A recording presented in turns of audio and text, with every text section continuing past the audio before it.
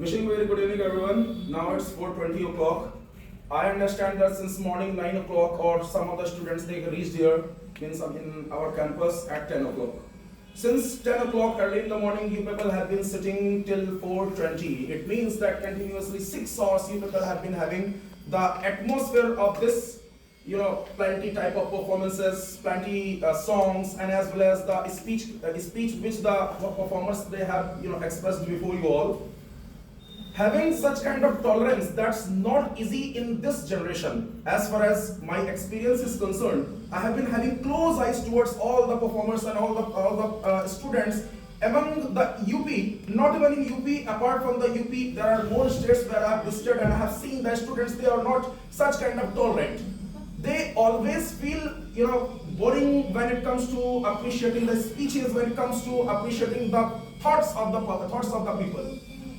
But when they talk about the appreciating musics, ghazals, poetries, and as well as watching the dances programs, they love to enjoy a lot.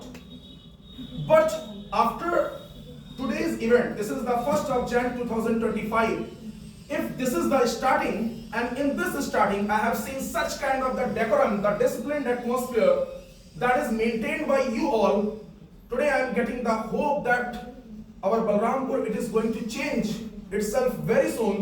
And if this is the starting, so our best is going to come this year, and we are going to rock this year. This is my thought, this is my belief, because this is the starting of the day, this is the starting of the year. So I hope that it is going to be the best year for all us. So please put your hands together for yourself.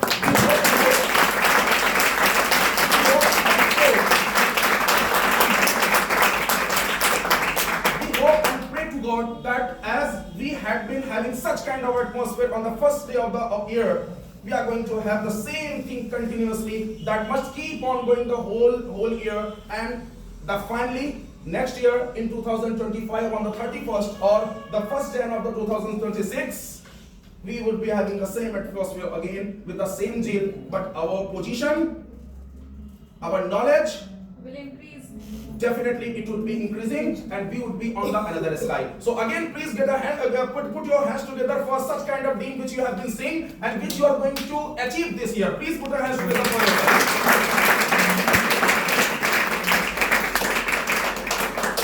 बस आज अंग्रेजी नववर्ष के प्रथम दिन पे मैं ईश्वर से इतनी प्रार्थना और इतनी उम्मीद करूंगा कि अगर पिछले 6-6.5 घंटे से आप लोग इतने पीसफुल माइंड से बैठे हुए हैं, ये टॉलरेंस आज के यूथ में देखा नहीं जाता। मतलब कई सारे स्टेट्स के और कई सारे शहरों के बच्चों के जो एक टॉलरेंस लेवल को देख करके मैं आप लोगों को बता रहा हूं कि ये डिसिप्लिन मेरे डर के कारण कह लो, या ये कह लो कि ये आप लोगों की सज्जनता है, आप लोगों की मानता है। और अगर शुरुआत में ये एटमॉस्फेयर हमें देखने को मिला है, तो मैं उम्मीद कर सकता हूं और मेरे अंदर एक नई उम्मीद की किरण जगी। This is the silver lining. मेरे एक उम्मीद मिली है मुझे कि मैं आने वाले समय में कुछ ना कुछ बेस्ट होने वाला है, और इस बेस्ट ईयर पे मैं इस अपॉर्चुनिटी को किसी तरीके से लूज नहीं करना चाहता। I am going to grab this opportunity, और इस बलरामपुर का अब फ्यूचर बदलने वाला है, क्योंकि आज की परफॉर्मेंस देखने के बाद जो महान विभूतियां हमारे सामने बैठी हैं, उनका जो रिव्यू रहा है, उस चीज को मद्देनजर रखते हुए मैं ये बात आप लोगों के सामने रख रहा हूं कि हम कुछ बेहतर करने जा रहे हैं, हम कुछ बेहतर बनने जा रहे हैं, जिसके लिए पिछले कई दशक से मैं प्रयास कर रहा था, और पिछले 1 दशक से लगातार बलरामपुर में मैं जो चीज लेकर के सर्व कर रहा हूं, शायद ये मेरी मेहनत अब सफल होने जा रही है, और मैं उम्मीद करूंगा कि उस चीज में आप मेरा साथ, मेरा योगदान देंगे। और उसके लिए आपको कुछ नहीं करना है, बस एक चीज के ऊपर ध्यान देना है, are you honest towards your duty और नॉट? क्या आप अपने कर्तव्य के प्रति जिम्मेदार हैं या नहीं? अगर आप पूरी तरीके से जिम्मेदार हैं, तो your best that would definitely come, nobody can snatch it. अगर आपने अपने कर्तव्य, अपने धर्म के प्रति पूरी तरीके से जिम्मेदारी निभा लिया, धर्म का मतलब वो 2-4 लफ्ज नहीं है, मैं उनको धर्म नहीं कहूंगा। धर्म का मतलब होता है जो मैं हूं, जिस रूप में मुझे जाना जाता है, उसके प्रति मैं कितना ईमानदार हूं। यदि मैं एक शिक्षक हूं, तो मेरी प्रथम कर्तव्य, मेरा प्रथम धर्म है बच्चों को शिक्षा देना, और अगर इसके लिए मैं कर्तव्य में अपने पूरी तरीके से पारंगत हूं, मैं इसमें महानता रखता हूं, और मैं उसके लिए पूरी तरीके से ईमानदार हूं, तो मेरा बेहतर आने से इस संसार में कोई नहीं रोक सकता, क्योंकि ईश्वर भी उसी का साथ देता है जो अपने कर्तव्य की तरफ ईमानदार होता है। और इसी के साथ मैं आप लोगों को ये बात खाली कह रहा हूं, अपने कर्तव्य की तरफ आप लोग बस ईमानदार हो जाइए। एक चीज सोच लीजिए कि क्या आप अपने कर्तव्य की तरफ ईमानदार हैं, चाहे वो आपका धर्म आपके माता पिता के साथ में हो, अपने शिक्षक के साथ में हो, स्वयं के साथ में हो। देखो, हम समाज के डर से आज अपनी ड्यूटीज को कहीं ना कहीं फंडामेंटल जो हमारी ड्यूटीज हैं उनको परिवार में करते हैं। माता जी ने सब्जी लेने को बोला, लड़ झगड़ के हम ले आए। पिताजी ने जो काम किया हमने कर लिया, क्योंकि हमको समाज में रहना है। लेकिन कहीं ना कहीं हमारा जो सबसे बड़ा एक पिटफॉल आ रहा है, जो एक हमारे लिए सबसे बड़ा कहीं ना कहीं हटरल आ रही है, वो ये आ रही है कि हम अपनी ग्रोथ के लिए कुछ नहीं कर रहे।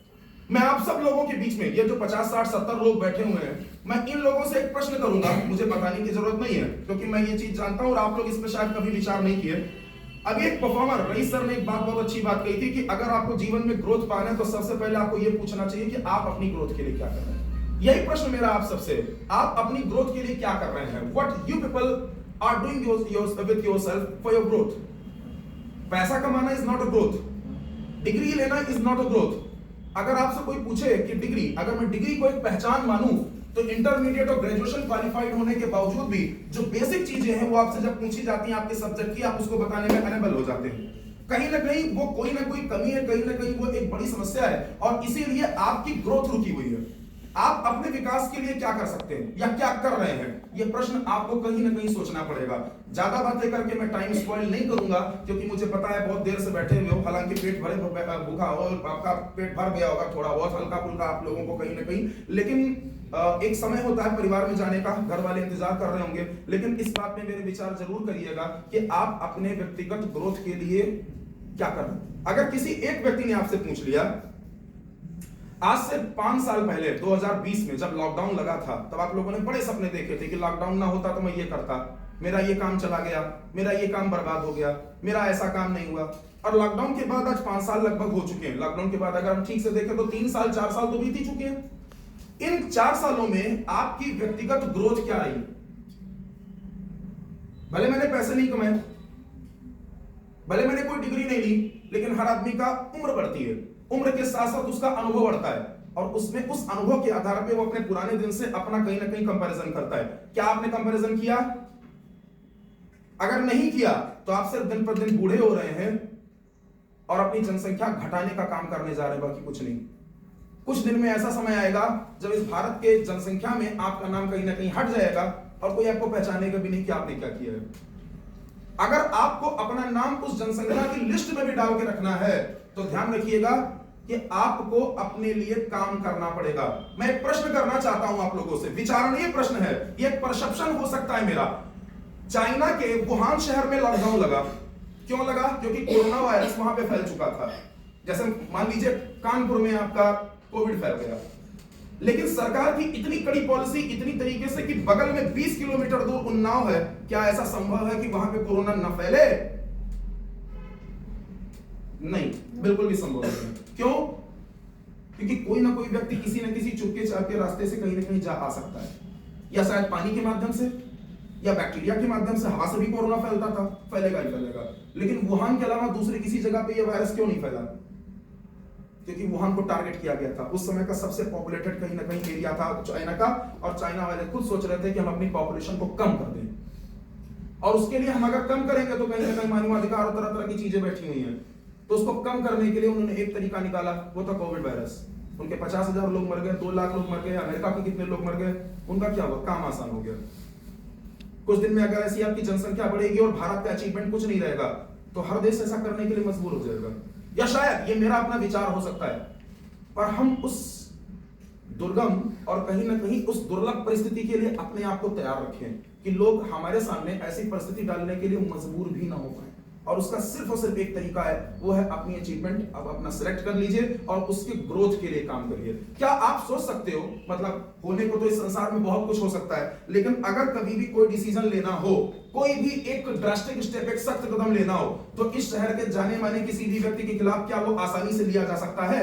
नहीं, क्योंकि उसका अपना एक अचीवमेंट है, उसका अपना एक बैकग्राउंड है। अगर आपके पास वो नहीं होगा तो कोई भी आदमी, देखो सीधे वृक्ष और सीधे पेड़ पहले काट दिए जाते हैं। तो आपको अपनी ग्रोथ कहीं ना कहीं किसी न किसी रूप में करना ही पड़ेगा।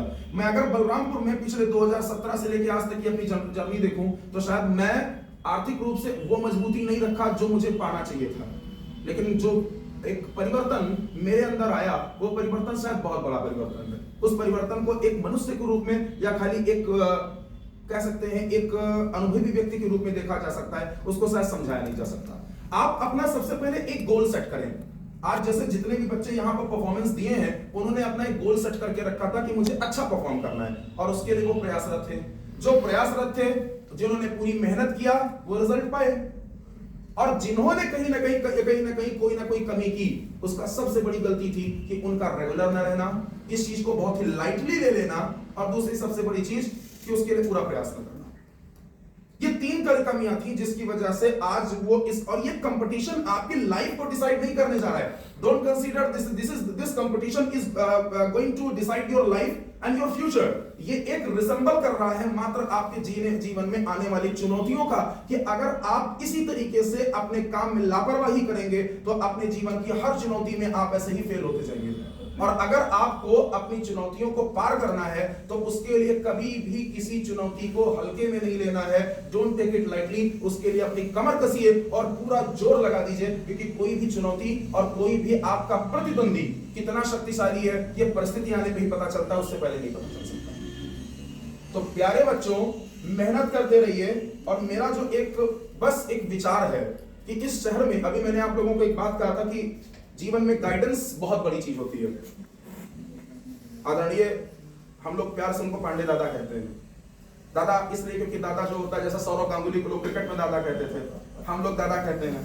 और बड़े हैं, अनुभवी हैं, जानकार हैं। उन्होंने बड़ी अच्छी कविता पिता के लिए सुनाई थी, और वो पिता वास्तविकता में होता है, तो कहते हैं ना, माता हमेशा बच्चे को अपने सीने से लगा करके चलती है। बिल्कुल, क्योंकि वो संसार से आपको बचाना चाहती है, संसार की बुरी निगाह से आप बचिए।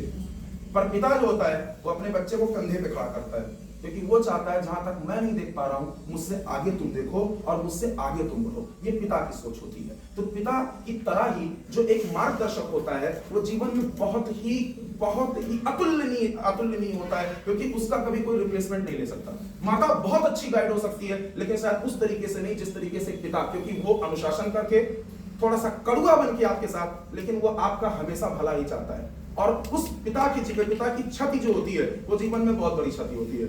अगर आपके जीवन में कोई आपको एक ऐसा मार्गदर्शक मिल रहा है जो आपको आपके बेहतर के लिए सोच करके आपको गाइड करे, तो जान लीजिए कि आप जीवन में वो सौभाग्यशाली व्यक्ति हैं